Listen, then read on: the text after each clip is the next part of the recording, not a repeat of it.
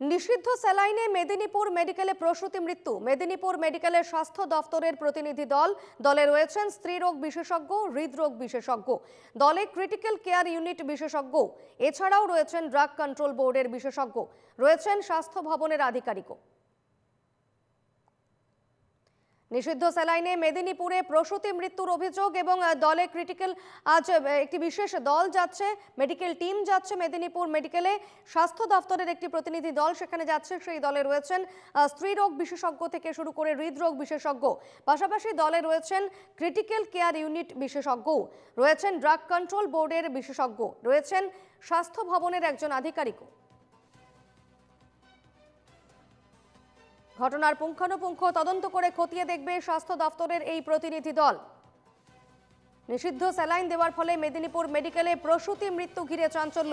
মেদিনীপুর মেডিকেলে আজ স্বাস্থ্য দপ্তরের একটি প্রতিনিধি দল যাচ্ছে এবং এই ঘটনার তদন্ত করে খুঁটিয়ে সমস্ত কিছু তদন্ত করে তারা জানতে চাইছেন।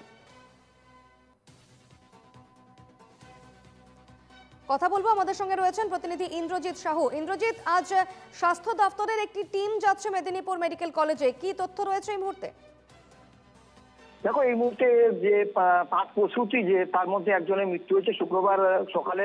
তারপরে ঘটনায় উত্তেজনা পরিবেশ তৈরি হয় মেদিনীপুর মেডিকেল কলেজ চত্বরে। পরিস্থিতি সামাল দিতে বিশাল পুলিশ বাহিনী এবং র্যাব মোতায়েন করা হয়। তার পরবর্তীতে আজকে সকাল থেকে পুরো চিত্রটা একেবারে থমথমে রয়েছে। রোগীর যারা আত্মীয় থেকে অন্যান্য যারা রোগী রয়েছে, প্রসূতি পরিবারের যারা সদস্যও রয়েছে, তারা খুব আতঙ্কের মধ্যে রয়েছে।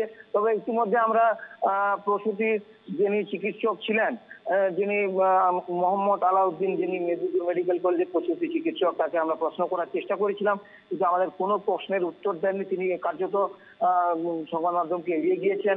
মুখে কুলু বেড়েছে মেদিনীপুর হাসপাতাল কর্তৃপক্ষ এই ঘটনায়। বেশ, অবশ্যই এদিকে নজর রেখো। ধন্যবাদ ইন্দ্রজিৎ।